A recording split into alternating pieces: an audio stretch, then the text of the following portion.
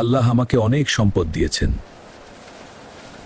কিন্তু আমি কি সত্যিই তার হক আদায় করছি? স্যার, এবছর আপনার জাকাতের পরিমাণ বেশ বড়। গরিবদের জন্য এটা অনেক উপকার হবে।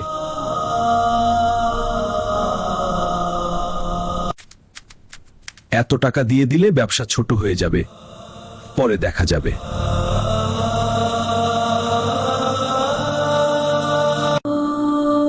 আমাদের হক যদি তারা না দেয়, তাহলে আমরা কার কাছে যাব?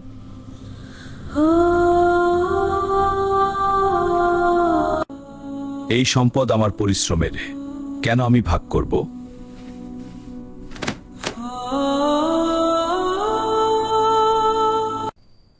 আগুনের মতো কিছু আমাকে ঘিরে ধরছে, এটা কি আমার সম্পদের শাস্তি?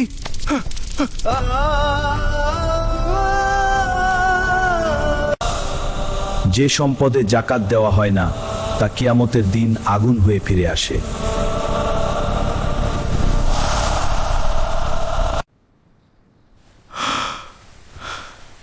এটা শুধু স্বপ্ন ছিল, নাকি আল্লাহর পক্ষ থেকে সতর্কবার্তা?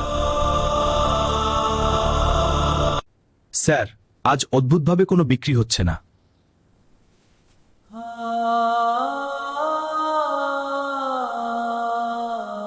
যে সম্পদে বরকত থাকে না, তা চোখের সামনে কমে যেতে থাকে।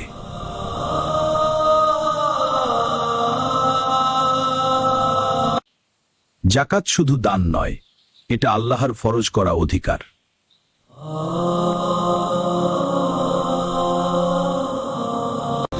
হে আল্লাহ, আমি ভুল করেছি, আমাকে ক্ষমা করুন।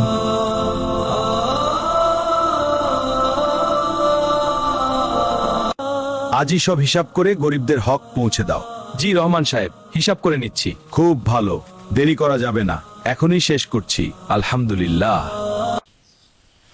আল্লাহ আপনার রিজিকে বরকত দিন।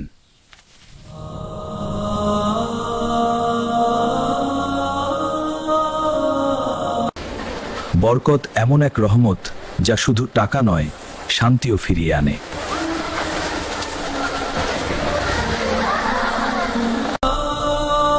আজ বুঝলাম, জাকাত দিলে সম্পদ কমে না, বরং বাড়ে।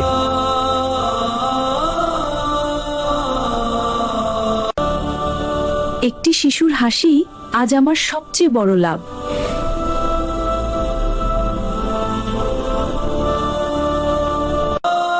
হে আল্লাহ, আমাকে কখনো আপনার ফরজ থেকে দূরে রাখবেন না।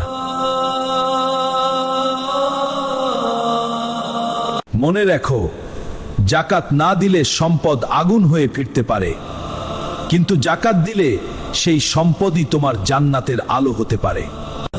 জাকাত সম্পদকে পবিত্র করে, হৃদয়কে পরিশুদ্ধ করে।